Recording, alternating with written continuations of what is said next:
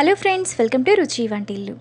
ఈరోజు మనం ఫంక్షన్స్లో చేసే వెజ్ పులావ్ చాలా టేస్టీగా ఎలా తయారు చేసుకోవాలో చూద్దాము. ఈ పులావ్ని మనం ఇంట్లోనే చాలా ఈజీగా సింపుల్గా ప్రిపేర్ చేసుకోవచ్చు. టేస్ట్ కూడా చాలా బాగుంటుంది. సో లేట్ చేయకుండా వీడియోలోకి వెళ్ళిపోదాం.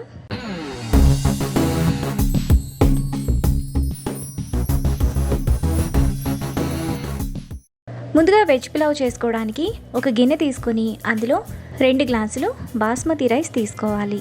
మీరు నార్మల్ రైస్తో కూడా ఈ పులావ్ని చేసుకోవచ్చు. ఇప్పుడు నీళ్లు పోసుకొని బియ్యాన్ని 3-4 సార్లు బాగా కడిగి పెట్టుకోవాలి.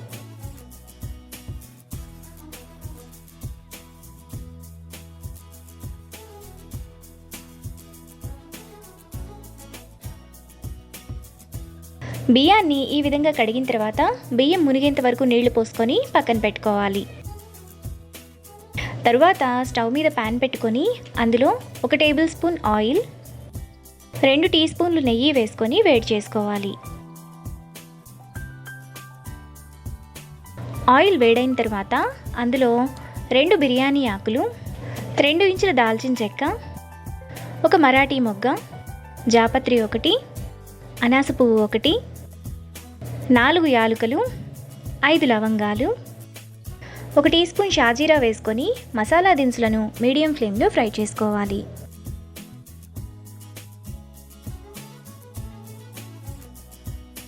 మసాలా దినుసులు వేగిన తర్వాత అందులో 1 టేబుల్ స్పూన్ జీడిపప్పు, సన్నగా తరిగిన 1 ఉల్లిపాయ, 2 పచ్చిమిరపకాయలు వేసుకొని మీడియం ఫ్లేమ్లో ఫ్రై చేసుకోవాలి.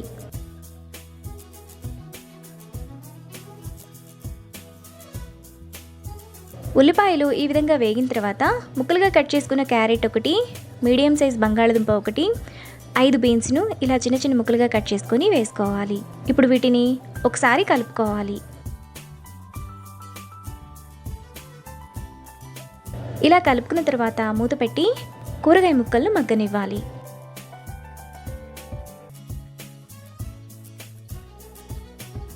ఆలు, క్యారెట్ ఈ విధంగా మగ్గిన తర్వాత ఒకసారి కలుపుకోవాలి.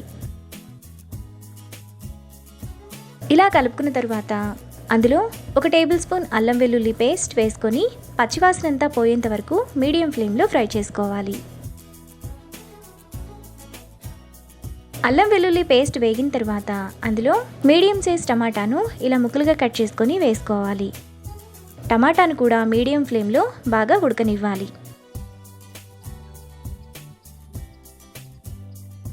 టమాటా ఇలా మెత్తగా ఉడికిన తర్వాత అందులో 2 టేబుల్ స్పూన్ల పెరుగు, 1 teaspoon pulao masala, 1/2 teaspoon kasuri మేతి, అరకట్ట కొత్తిమీర తరుగు, అరకట్ట పుదీనా తరుగు వేసుకొని మీడియం ఫ్లేమ్లో 2 నిమిషాల పాటు కలుపుకోవాలి.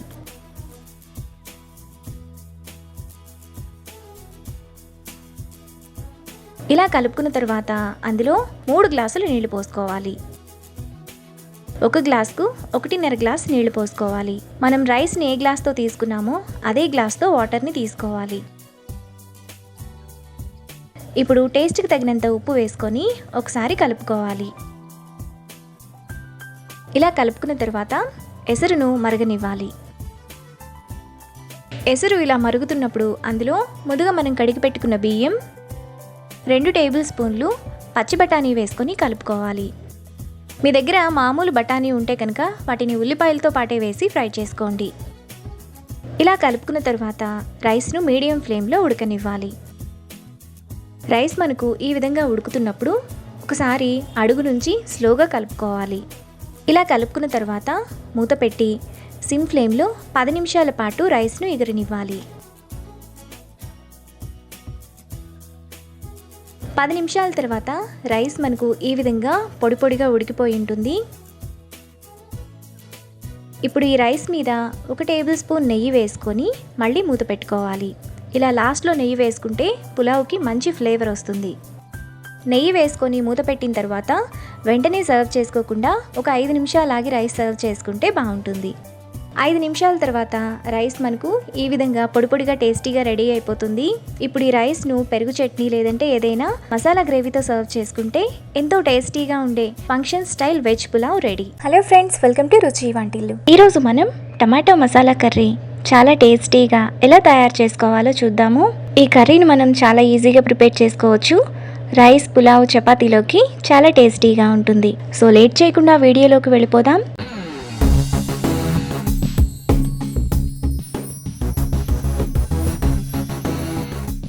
ముందుగా పావు కిలో చిన్న సైజు టమాటాలు తీసుకొని 2-3 సార్లు కడిగి పెట్టుకోవాలి.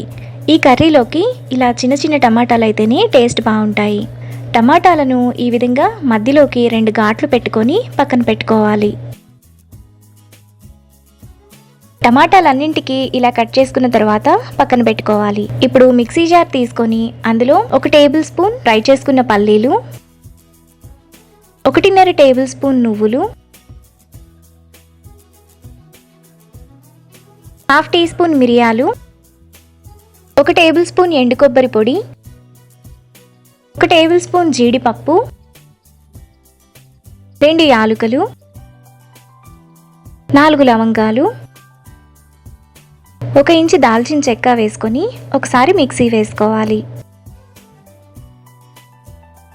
ఇలా వేసుకున్న తర్వాత అందులో 1/2 టీ స్పూన్ పసుపు, 1.5 టేబుల్ స్పూన్ కారం మీరు తినేదాన్ని బట్టి వేసుకోవచ్చు, 1 టేబుల్ స్పూన్ ధనియాల పొడి, 1/2 tablespoon garam masala, 1 tablespoon అల్లం వెల్లుల్లి paste, 1/2 teaspoon kasuri methi, చిన్న సైజు అరకట్ట కొత్తిమీర తరుగు. ఇప్పుడు కొద్దిగా నీళ్లు పోసుకొని మెత్తటి పేస్ట్లా మిక్సీ వేసుకోవాలి. ఇలా వేసుకున్న తర్వాత ఈ మసాలా పేస్ట్ను పక్కన పెట్టుకోవాలి. తరువాత ప్యాన్లో 2 టేబుల్ స్పూన్లు ఆయిల్ వేసుకోవాలి. ఆయిల్ వేడైన తర్వాత సన్నగా తరిగిన 1 ఉల్లిపాయ, 2 పచ్చిమిరపకాయలు వేసుకుని ఫ్రై చేసుకోవాలి. ఉల్లిపాయలను మీడియం ఫ్లేమ్లో బాగా ఫ్రై చేసుకోవాలి. ఉల్లిపాయలు ఈ విధంగా వేగిన తర్వాత అందులో ముందుగా మనం మిక్సీ వేసుకున్న మసాలా పేస్ట్, మనం కట్ చేసి పెట్టుకున్న టమాటా, టేస్ట్కి తగినంత ఉప్పు వేసుకొని 1 నిమిషం పాటు కలుపుకోవాలి. ఇలా చిన్న టమాటాలతో కర్రీ చేసుకుంటే మనకి రైస్లో కలుపుకుని తినేటప్పుడు కూడా టమాటా ఉడికిపోయి టేస్ట్ చాలా బాగుంటుంది.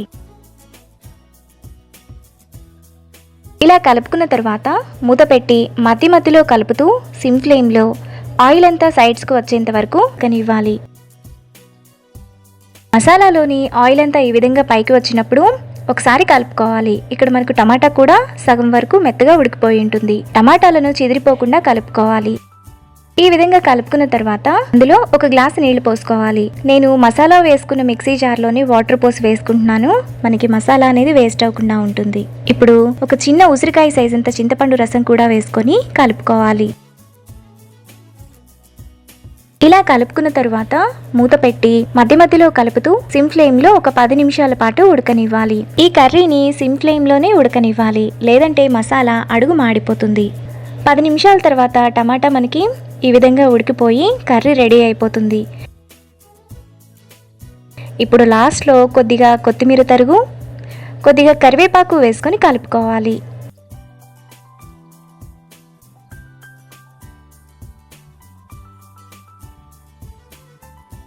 మనకి టమాటో మసాలా కర్రీ రెడీ అయిపోయింది. ఇప్పుడు ఈ కర్రీని బౌల్లోకి తీసుకొని రైస్, చపాతీ, పులావ్తో సర్వ్ చేసుకుంటే ఎంతో టేస్టీగా ఉండే టమాటా masala curry ready. Hello friends, welcome to Ruchi Vantillu. ఈరోజు మనం పచ్చి అరటికాయతో చాలా టేస్టీగా స్నాక్స్ ఎలా తయారు చేసుకోవాలో చూద్దాము. ఈ స్నాక్స్ని మనం చాలా త్వరగా చేసేసుకోవచ్చు. పైన క్రిస్పీగా, లోపల సాఫ్ట్గా చాలా బాగుంటాయి. పిల్లలకి, పెద్దవాళ్ళకి కూడా బాగా నచ్చుతాయి. చేసుకోవటం కూడా చాలా ఈజీ. సో లేట్ చేయకుండా వీడియోలోకి వెళ్ళిపోదాం.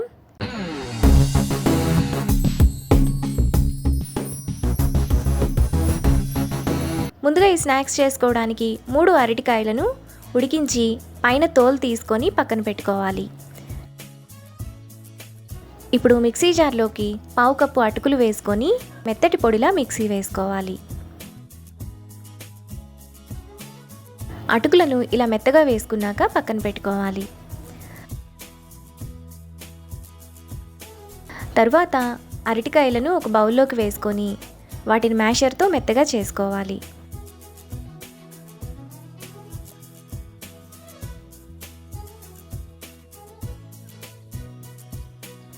అరటికాయలను ఇలా మెత్తగా చేసుకున్నాక అందులో ముందుగా మనం మిక్సీ వేసుకున్న అటుకుల పొడి, 2 టేబుల్ స్పూన్లు కార్న్ఫ్లోర్,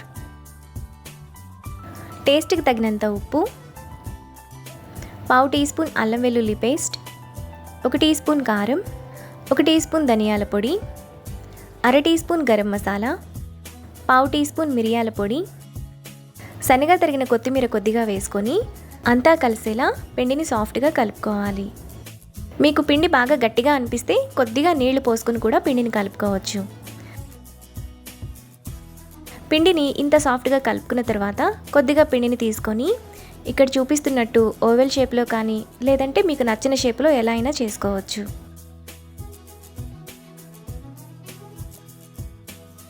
అరటికాయ నగెట్స్ అన్నిటినీ కూడా ఇలా చేసుకున్నాక పక్కన పెట్టుకోవాలి. తర్వాత ఒక బౌల్ తీసుకొని అందులో 2 టేబుల్ స్పూన్లు మైదా, కొద్దిగా నీళ్లు పోసుకొని ఉండలు లేకుండా పల్చగా కలుపుకోవాలి.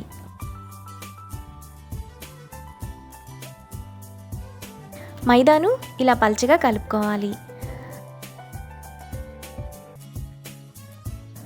తర్వాత ముందుగా మనం చేసుకున్న అరటికాయ నగెట్స్ను మైదాలో డిప్ చేసుకొని బ్రెడ్ క్రమ్స్లో ఈ విధంగా రోల్ చేసుకోవాలి. అన్ని అరటికాయ నగెట్స్ను కూడా ఇలానే చేసుకొని ప్లేట్లోకి తీసుకోవాలి. ఇప్పుడు అరటికాయ నగెట్స్ను ఒక్కొక్కటిగా ఆయిల్లో వేసుకోవాలి. వీటిని మీడియం ఫ్లేమ్లో బ్రౌన్ కలర్ వచ్చేంత వరకు ఫ్రై చేసుకోవాలి.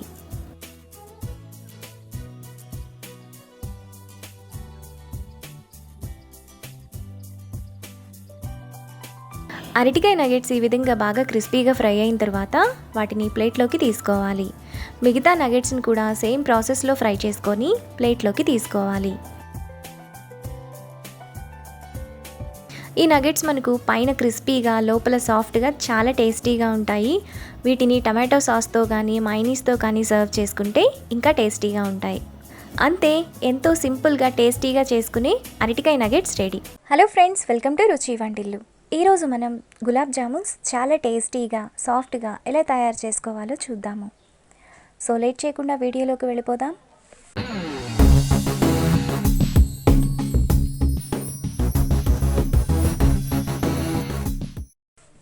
ముందుగా బౌల్లో 1 కప్పు గులాబ్ జామున్ పిండిని తీసుకోవాలి. మీరు ఏ బ్రాండ్ పిండి అయినా తీసుకోవచ్చు. అందులో 1/2 కప్పు గోరువెచ్చని పాలను కొద్దిగా పోస్తూ పిండిని కలుపుకోవాలి.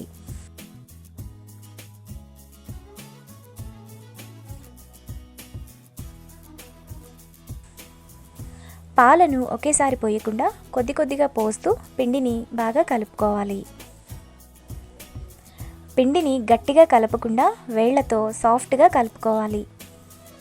1 కప్పు పిండికి 1/2 కప్పు పాలు సరిపోతాయి.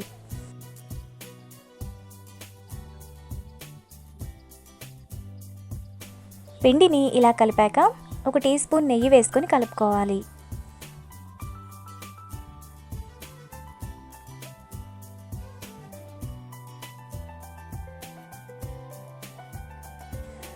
పిండిని ఇలా సాఫ్ట్గా కలిపాక మూత పెట్టి పక్కన పెట్టుకోవాలి. తరువాత గిన్నెలో 2 కప్పుల పంచదారను వేసుకోవాలి.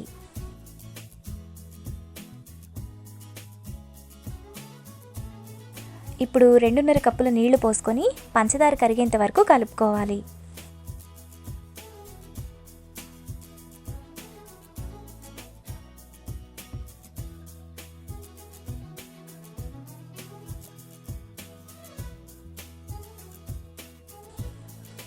పంచదార ఇలా కరిగాక 10 నిమిషాల పాటు మీడియం ఫ్లేమ్లో మరగనివ్వాలి. 15 నిమిషాల తర్వాత పంచదార పాకం మనకు ఈ విధంగా రెడీ అవుతుంది. మనకు పాకం రానవసరం లేదు, చేతికి కొంచెం జిగురుగా అంటుకున్నట్లుగా ఉంటే సరిపోతుంది. ఇప్పుడు స్టవ్ ఆఫ్ చేసి పక్కన పెట్టుకోవాలి. తరువాత చేతికి ఆయిల్ రాసుకొని కొద్దిగా పిండిని తీసుకొని చిన్న ఉండలుగా చేసుకోవాలి. పిండిని కరెక్ట్గా కలుపుకుంటే మనకు జామున్స్ ఈ విధంగా పగుళ్ళు లేకుండా సాఫ్ట్గా వస్తాయి. ఇప్పుడు ఈ ఉండలను ప్లేట్లోకి తీసుకోవాలి. అన్ని ఉండలను చేసుకున్నాక జామున్స్ను ఆయిల్లో ఒక్కొక్కటిగా వేసుకొని ఫ్రై చేసుకోవాలి. ఆయిల్ మీడియం హీట్లో మాత్రమే ఉండాలి. జామున్స్ను సిమ్ ఫ్లేమ్లో బ్రౌన్ కలర్ వచ్చేంత వరకు ఫ్రై చేసుకోవాలి.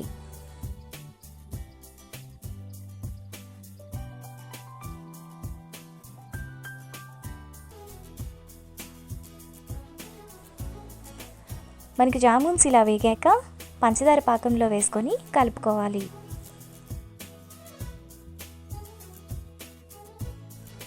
పంచదార పాకం కూడా గోరువెచ్చగా ఉండాలి.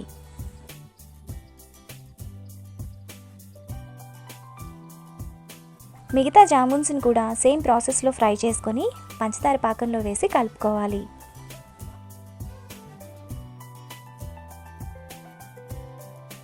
ఇలా కలుపుకున్నాక 20 నిమిషాల పాటు జామున్స్ని పాకంలో నాననివ్వాలి. 20 నిమిషాల తర్వాత గులాబ్ జామున్స్ మనకు ఈ విధంగా సాఫ్ట్గా రెడీ అయిపోతాయి.